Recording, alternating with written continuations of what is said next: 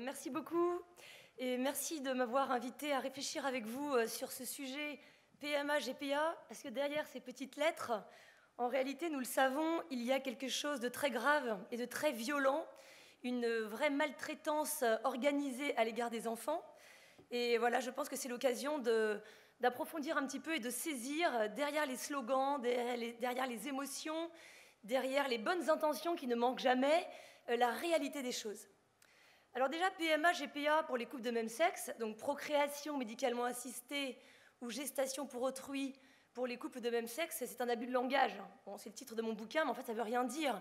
Parce que, y compris avec l'assistance de la médecine, des couples d'hommes ou deux hommes ou deux femmes ne peuvent jamais procréer ensemble. Donc en fait, ce dont nous parlons, c'est le fait, ça c'est la réalité, hein. Ce dont nous parlons, c'est le fait pour une femme d'être inséminée par le sperme d'un donneur, de manière à avoir un enfant sans s'encombrer du père, pour laisser la place à sa conjointe.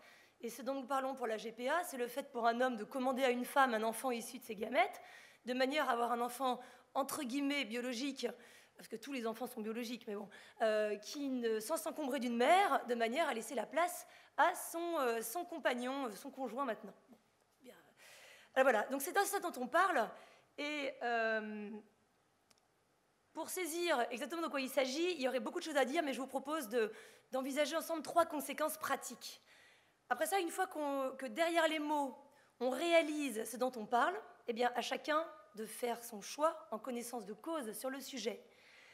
La première conséquence pratique, c'est que si on admet la PMA pour les couples de femmes, la GPA pour les hommes, eh bien, cela revient à généraliser la procréation médicalement assistée.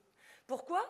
Parce que la procréation médicalement assistée consiste non pas certes à soigner la stérilité, mais à la contourner, mais enfin, elle garde un objectif thérapeutique, aujourd'hui en droit, dans la mesure où elle a pour objectif de remédier à un problème pathologique, essentiellement un problème de fertilité, donc le fait que des personnes ne puissent pas avoir d'enfants ou qu'elles risquent, de façon plus marginale, de transmettre à un enfant une grave maladie.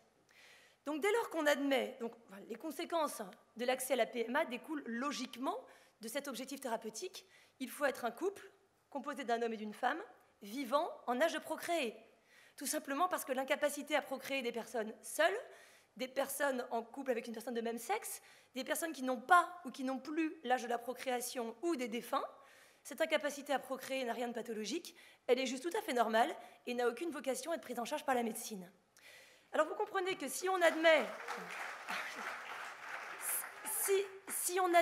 que 2 femmes puissent avoir accès à la procréation médicalement assistée, concrètement à l'insémination artificielle, cela veut dire qu'on abandonne cette perspective thérapeutique. Parce qu'une femme homosexuelle n'est pas stérile. C'est sa relation homosexuelle qui l'est. Donc cela met la technique, la médecine à la disposition du désir d'enfant et non pas au service d'un remède à l'infertilité. Donc, ce n'est pas simplement la condition d'altérité sexuelle du couple qui va être remise en cause, mais toutes les conditions d'accès à la procréation médicalement assistée.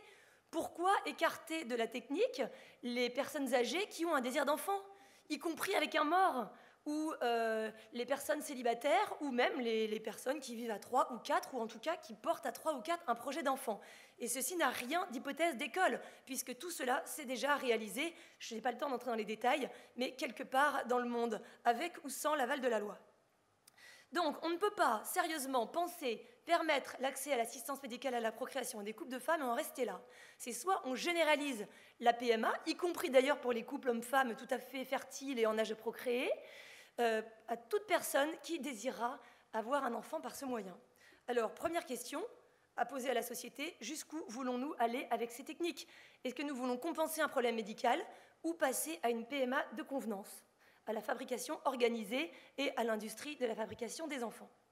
Deuxième conséquence, c'est que la PMA ou la GPA pour les hommes ou les femmes, je dis ça de façon réduite, maintenant on a compris de quoi on parle, suppose de généraliser le don de gamètes. Le don de gamètes, c'est l'apport par un tiers au projet parental de ces gamètes pour permettre à autrui d'avoir un enfant. Donc ce don de gamètes existe déjà aujourd'hui en France, puisque dans le cadre de l'assistance médicale à la procréation, un couple homme-femme vivant en âge de procréer peut bénéficier d'un don de gamètes si lui-même ne peut pas apporter les gamètes nécessaires à la conception d'un enfant. Donc ceci existe déjà, par exception, mais on voit bien que la PMA ou la GPA pour les couples d'hommes ou de femmes suppose le recours au don de gamètes, non plus par exception, mais cette fois-ci par définition. Donc il s'agit de généraliser le recours au don de gamètes. Alors il faut bien reconnaître que la revendication des couples de femmes a obligé, enfin en tout cas moi personnellement m'a obligé, je ne sais pas pour vous, à réfléchir sur ce don de gamètes qui existe, enfin qui est réglementé par la loi depuis 1994 et qui à ma connaissance n'a jamais fait l'objet de débat. Parce que le don de gamètes en lui-même, y compris au profit des couples hommes-femmes vivant en âge de procréer, consiste techniquement à concevoir un enfant qui sera délibérément privé du fondement biologique de sa filiation. Alors on sait très bien que la filiation ne se réduit pas à la réalité biologique. D'ailleurs, l'adoption en est l'exemple le plus visible, mais enfin, lorsque le mariage désigne le mari d'une femme comme le père des enfants, on ne vérifie pas qu'il est le père biologique. Lorsqu'un homme reconnaît un enfant, on n'a pas de test de paternité pour vérifier qu'il est bien le père. Donc, le droit français ne s'arc-boute absolument pas sur la vérité biologique. On ne peut pas dire que la filiation se réduit au lien biologique, mais est-ce qu'on peut prétendre pour autant que ce lien biologique est suffisamment peu important pour en priver délibérément un enfant? Il y a des enfants qui ont des parents qui ne sont pas leurs parents biologiques, et c'est très bien comme ça. Mais est-ce que, pour autant, c'est une raison pour organiser délibérément cette situation? Alors là, une seconde, j'anticipe sur les ateliers de demain sur l'adoption, justement. Souvent, on invoque l'adoption comme prétexte à ces techniques qui exigent l'utilisation du don de gamètes, en attendant la vente des gamètes, d'ailleurs, hein, ou le don rémunéré, pour parler du langage qui ne veut rien dire, hein, dans la ligne. Bon, eh bien, on ne peut absolument pas comparer les deux cas. Parce que l'adoption est une institution qui vise à réparer le préjudice subi par un enfant qui a été privé d'un de ses parents biologiques ou des deux par les malheurs, les aléas de la vie. L'adoption ne prive l'enfant de rien, puisque si l'enfant est adopté, c'est que par définition, il lui manquait quelque chose. L'adoption ne prive l'enfant de rien, elle répare. Au contraire, le don de gamètes organise cette privation. Donc c'est tout à fait différent de provoquer un manque ou de réparer ce manque. Qu'on puisse ensuite le dépasser et très bien réussir sa vie, ça, évidemment, personne ne le remet en question, mais ça n'est pas une raison pour l'infliger à un enfant délibérément. De la même manière qu'une personne amputée d'un bras à la suite d'un accident peut très bien réussir sa vie, ce n'est pas une raison pour couper les bras des gens si ça correspond à mon désir ou à mon besoin. Voilà. Donc ça, c'était une aparté sur le don de gamètes, mais qui est très importante, qui est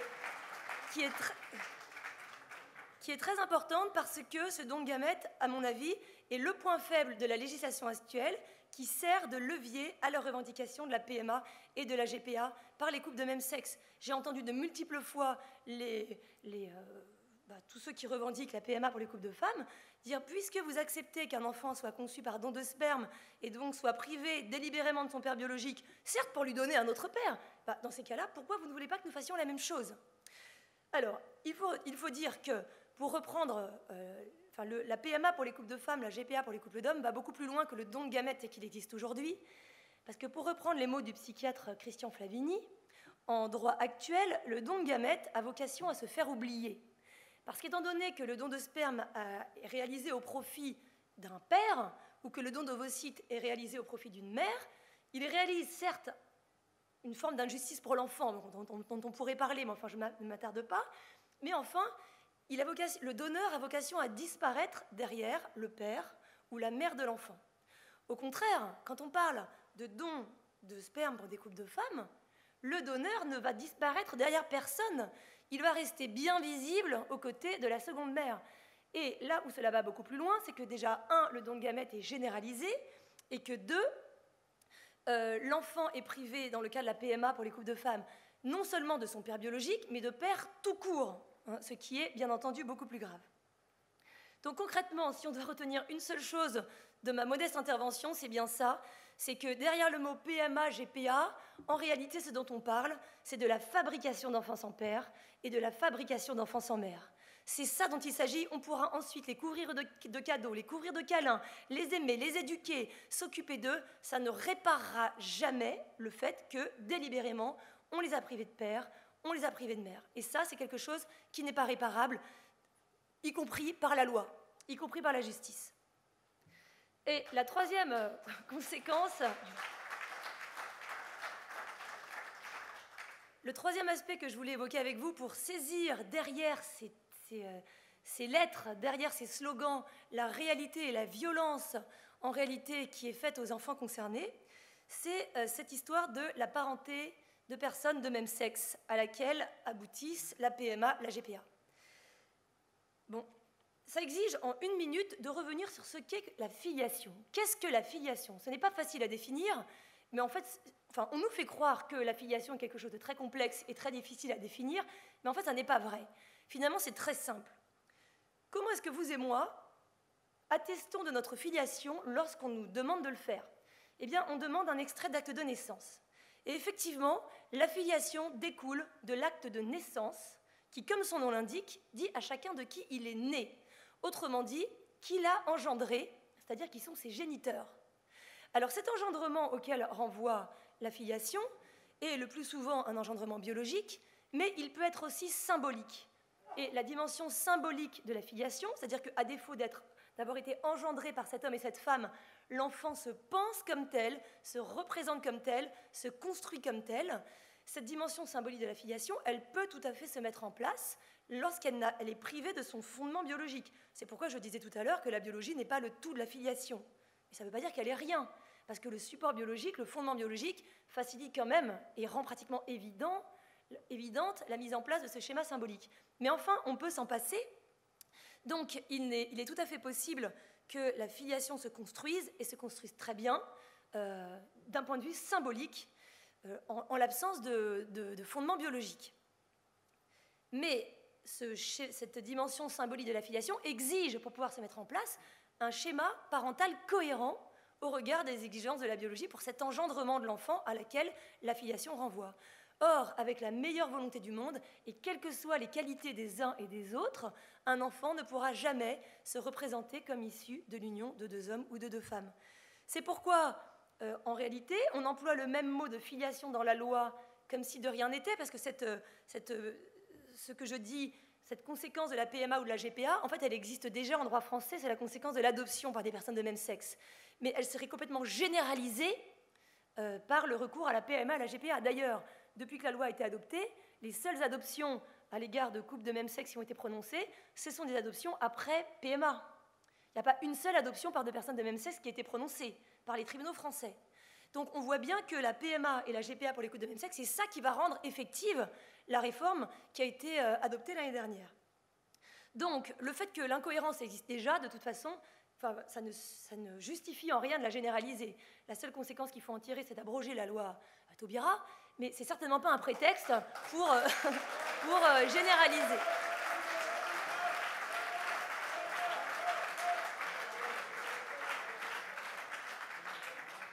Alors tout ça pour dire qu'on continue, y compris dans le Code civil, mais enfin le Code civil n'a pas encore le pouvoir de changer la réalité, à employer le mot filiation comme si de rien n'était, alors qu'en réalité on ne parle plus de la même chose. Parce que la filiation d'un enfant qui est relié juridiquement à 2 hommes ou 2 femmes ne peut pas lui indiquer une origine, y compris symbolique. Donc on appelle cette filiation sociale, intentionnelle, tout ce qu'on voudra, mais en réalité, ce qui est en trop, c'est le mot filiation. Il peut très bien y avoir une réalité, une vraie relation vécue par un enfant avec les personnes qui l'élèvent, mais ce n'est pas un lien de filiation, c'est tout. Donc on continue à employer le même mot, alors qu'en réalité, on vise une chose différente, puisque cette nouvelle filiation intentionnelle ne peut pas désigner à l'enfant une origine, et il en résulte un imbroglio, une incohérence, mais évidente, puisque un même mot qui n'a pas la même signification est employé comme si de rien n'était. Je donne quelques exemples, mais j'ai l'embarras du choix de l'incohérence à laquelle nous conduit ce mensonge, d'appeler filiation une relation qui ne correspond pas à ce que est censé désigner, indiquer à l'enfant sa filiation. Eh bien, on s'est félicité l'année dernière qu'avec la loi Taubira, ça y est, enfin le droit prenait en cause, consacrait la parenté sociale, la filiation vécue, la parenté intentionnelle. Mais je constate quand même que ceux-là même qui revendiquent cette parenté intentionnelle, ils la revendiquent 1 fois sur 2. Je m'explique. Le plus souvent, elle est revendiquée pour le second parent. Parce que lorsqu'une femme est inséminée en Belgique par un donneur et que sa conjointe demande à adopter l'enfant, la première femme, celle qui a mis l'enfant au monde, elle se considère bel et bien comme ce qu'elle est, la mère biologique, et pour rien au monde, elle échangerait son enfant avec un autre. Alors que tout à coup, pour désigner le second parent, en l'occurrence sa compagne, sa conjointe, entre guillemets, tout à coup, le lien biologique est complètement hors de propos et n'a plus aucun intérêt, au point qu'on peut l'évacuer et en priver l'enfant au passage. Donc il y a déjà une première incohérence, c'est que pour un parent sur deux, la définition du parent n'est plus la même.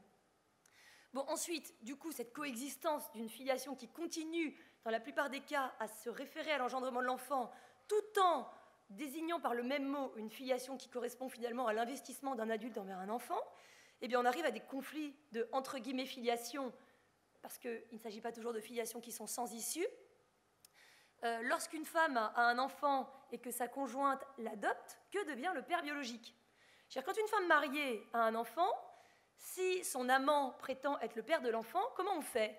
Eh bien, le juge ordonne une expertise biologique et puis il détermine qui est le père de l'enfant.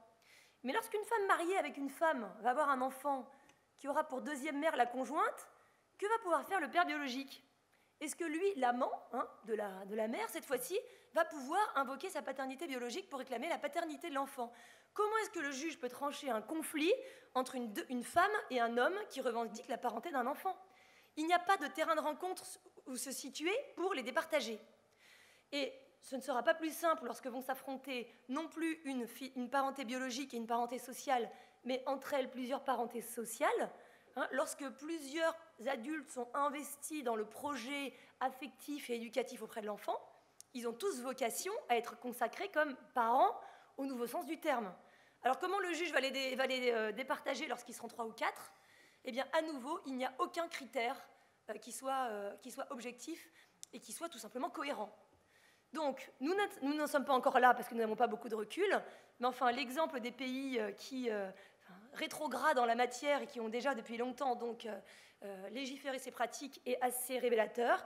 C'est qu'à défaut de pouvoir départager la conjointe de la mère et le père biologique, à défaut de pouvoir départager le père biologique et son ancien compagnon, les juges américains et canadiens n'ont eu d'autre choix que de déclarer 3 parents légaux pour les enfants. Et on a ajouté une troisième case sur les certificats de naissance. Et en Californie et en Floride, maintenant, ce n'est même plus la jurisprudence, c'est la loi qui a changé pour prévoir des dates de naissance à 3 cases. Donc nous avions promis que parent 1, parent 2 n'arriverait jamais. Bon, c'est arrivé, en fait, on a des cases blanches qui sont remplies par l'officier d'état civil, mais enfin, ça vaut parent 1, parent 2. Mais il y aura bientôt la troisième case. Et ça n'est pas un excès qu'il faudrait craindre, c'est la conséquence logique et normale, si je puis m'exprimer ainsi, du fait d'avoir déconnecté la filiation de sa référence à l'engendrement de l'enfant. Voilà. Bon, et puis cette multiparenté qui est la conséquence normale de, entre guillemets, l'homoparenté, il ne faut pas s'imaginer qu'elle ne concerne que les personnes homosexuelles, parce que il n'y a aucune raison de limiter le cas du troisième parent au cas des parents homosexuels. Donc tous les parents français doivent s'attendre un jour ou l'autre, en cas de décomposition et recomposition des couples, à ce que un adulte investi auprès de leur enfant réclame d'être reconnu comme troisième ou quatrième parent. Et dès lors qu'il correspondra à la nouvelle définition du parent, il n'y aura aucune raison de lui refuser sous prétexte qu'il ne serait pas homosexuel. Voilà, donc... beaucoup de nos concitoyens pensent que ces réformes ne les concernent pas, que cela concerne une minorité, d'ailleurs c'est le cas directement, mais en réalité la société entière est concernée parce que ce bouleversement de la notion de filiation en fait se répercute sur tout le monde et va avoir des conséquences dans toutes les familles. Bon, je pourrais allonger la liste des incohérences, mais je m'arrête là parce que je n'ai plus qu'une minute. Donc en conclusion, on va dire que le désir d'enfant, la souffrance, rend entre guillemets aveugle, d'autant plus que les personnes qui désirent des enfants, enfin j'imagine, n'ont que de bonnes intentions à l'égard de ces enfants. C'est rare, c'est très rare les gens vraiment méchants. Donc c'est la raison pour laquelle il y a des lois, c'est la raison pour laquelle il faut des lois qui soient capables de prendre le recul nécessaire et appeler les choses par leur nom, parce que derrière le désir d'enfant de ces personnes, il y a une véritable maltraitance qui n'est pas voulue comme telle, bien entendu, mais qui reste réelle, une véritable maltraitance pour les enfants. Et la société ne peut pas être complice de ces maltraitances sous couvert de bonnes intentions. Donc là, on a l'exemple typique en ce moment nous sommes au pied du mur parce que des femmes reviennent avec des enfants qui sont nés de procréation médicalement assistée à l'étranger et demandent l'adoption des enfants à la justice.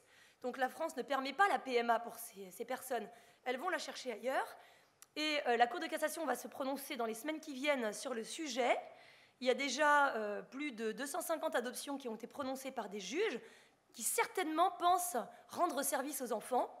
Mais ce n'est pas rendre service aux enfants que d'entériner les maltraitances dont ils sont l'objet, surtout qu'on sait très bien que régulariser, entre guillemets, un cas revient à susciter 50, 100 ou 1000 autres cas, je ne sais pas. Donc la justice doit rester très ferme sur le sujet, les citoyens doivent rester très fermes sur le sujet, et pour rester ferme, il faut avoir les idées claires. Donc il faut se renseigner. D'ailleurs, ces mots PMA, GPA, c'est une réalité extrêmement dure qui est imposée aux enfants, et nous n'avons pas fini d'avoir à les protéger contre cela. Donc le combat continue. Voilà, merci.